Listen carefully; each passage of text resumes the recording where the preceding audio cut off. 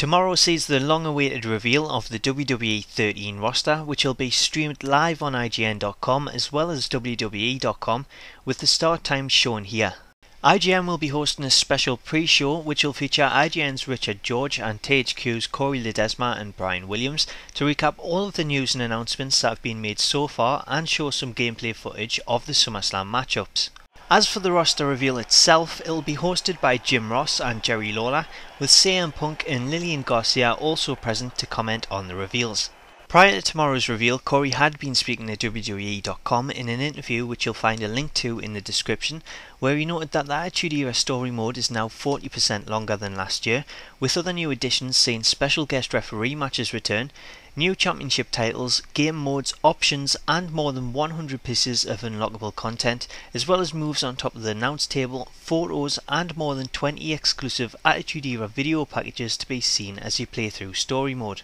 Following Cory's interview, WWE.com also posted some photos of the Yukes studio in Japan, which shows the team working on WWE 13, with one shot showing the matchup screen for Night Champions and another giving us our first glimpse of this year's Created Superstar mode. One thing to note here is that the Created Superstar appears to be standing inside a ring as opposed to last year when it stood in a spotlight against a plain background.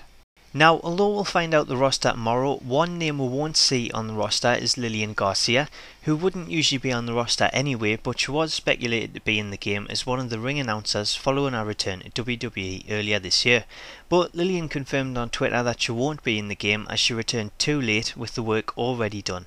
Other news from Twitter seen Cory confirm we'll be able to turn off the in-game replays, announce the next Q&A won't be posted until after SummerSlam, and confirm we'll be able to play special guest referee matches online. He also went on to defend the themes that were heard in this week's entrance videos, noting that both Mankind and The Undertaker's themes will make sense when we play the game.